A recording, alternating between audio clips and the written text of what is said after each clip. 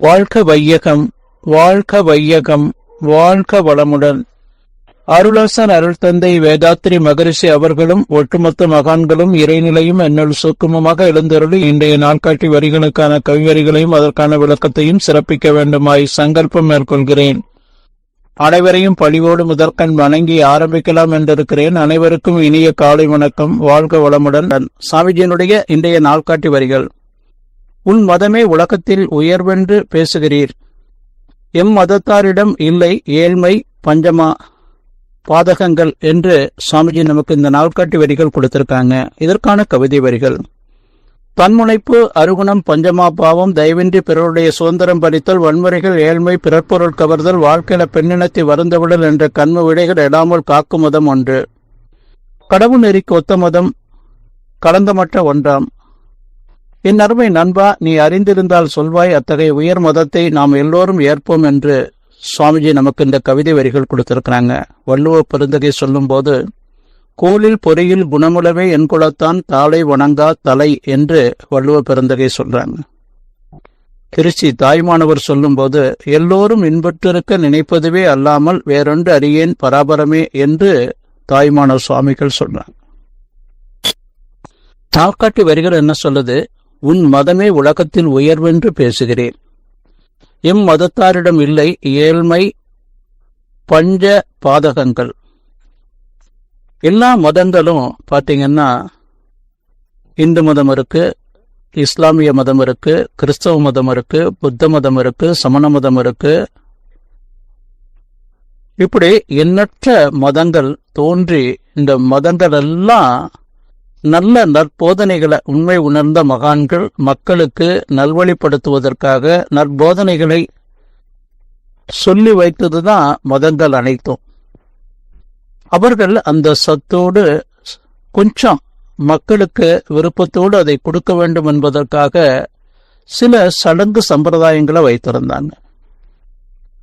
பின்னாடி வந்த மக்கள் எல்லாம் அந்த சடங்கு சம்பிரதாயங்கள்ல அவங்க ஈடுபட்டு அதை ஒவ்வொருத்தருக்கு ஒருத்தர் அதுல பொருள் புகழ் செல்வாக்கு என்ற அந்த வேகத்தை காட்டி அந்த சத்தை விட்டுட்டு இப்ப எல்லா மதங்கள்லையுமே அந்த சக்கையை எடுத்துக்கொண்டு மதங்கள் எல்லாம் ஒவ்வொரு தனி மனிதரும் இப்போ அந்த தன்முனைப்பு அருகுணம் பஞ்சமா பாவம் தயவின்றி பிறருடைய சுதந்திரம் பறித்தல் வன்முறைகள் ஏழ்மை பிறப்பொருள் கவர்தல் வாழ்க்கையில பெண்ணினத்தை வருந்தவுடன் என்ற கண்ம வினைகளாக தலை தூங்கி இருக்கக்கூடிய சூழல் இன்றைக்கு பரவலாக இருக்கு எல்லா மதங்கள்லையுமே.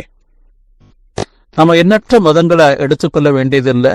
இந்து மதத்துல மட்டும் நாம பார்ப்பாங்க. வள்ளலார்,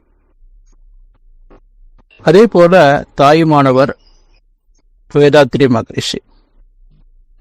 வள்ளலார் சைவ சித்தாந்தத்துல பிறந்தாங்க.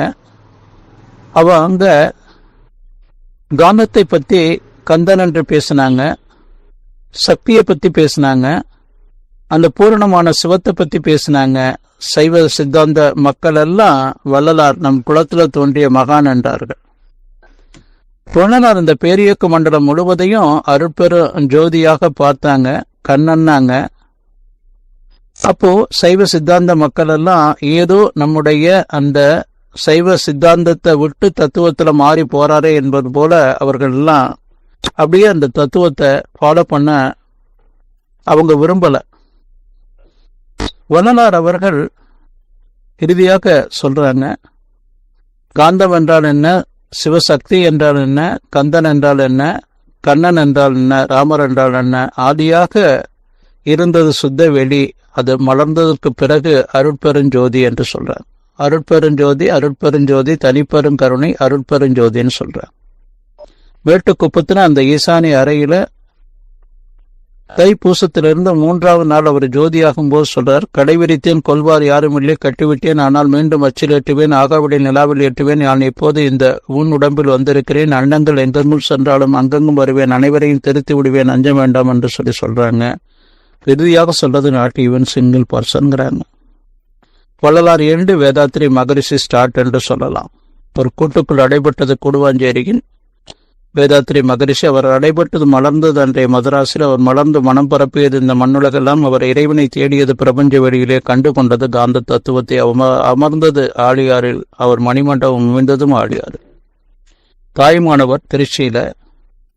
அவங்க வாழ்ந்த காலத்துல சைவ சித்தாந்திகள், சித்தர்கள், சித்த கணங்கள் என்று 4 பிரிவுகளாக வேதாந்திகள், சைவ சித்தாந்திகள், சித்தர்கள், சித்தர் கணங்கள் என்று ஒருவருக்கொருவர் வாதம் செய்து கொண்ட வாழ்ந்த காலம் தாய்மானவர் வாழ்ந்த காலம். சைவ சித்தாந்திகள் சொல்றது சிவம் வளர்ந்தது சக்தி, வேதாந்திகள் சொல்றது பிரம்மம் வளர்ந்தது ஈஸ்வர், சித்தர்கள் சொல்றது சுத்தவேலி. இவர்கள் மூவரையும் பார்த்து ஒரு சித்தர் பாட்டார். நந்தவனத்தில் ஒரு ஆண்டி அவன் 4 மாதமாய் கோயவனை வேண்டி வாங்கி வந்தானுடைய ஒரு சோண்டி அதை கொத்தாடி போட்டு உடைத்தான் அடி சோண்டி என்று சொல்றான். இன்னொரு சித்தர் சொல்றார், நட்டக்கல்லை தெய்வம் என்று 4 புஷ்பம் சாத்தியே சுற்றி வந்து முணுமுணுக்கும் மந்திரங்கள் எதெல்லாம் நட்டக்கல்லும் பேசுமோ நாதன் உள்ள இருக்கையில் சுட்ட சட்டி தத்துவம் கரிச்சுவை அறியுமோ என்று பாடுறாங்க. இவர்கள் எல்லோரையும் பார்த்து தாய்மானவர் சொல்றாரு, எல்லோரையும் வருத்தும் வாதம் என் முக்தி தருமோ, என் அருமை வேதாந்த சைவ சித்தாந்த சித்த கணங்களே என்று சொல்றாங்க. நாம புரிந்து கொள்ள வேண்டியது என்ன?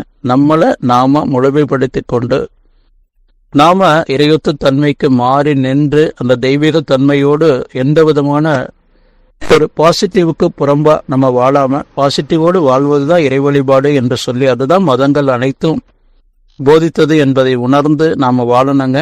தெய்வீக தன்மையோடு அன்பும் கருணையுமாக என்று சொல்லி நன்றியோடு நிறைவு செய்து கொள்றேன் இன்றைய சிந்தனையை. வாழ்க வளமுடன், வாழ்க வளமுடன், வாழ்க வளமுடன்.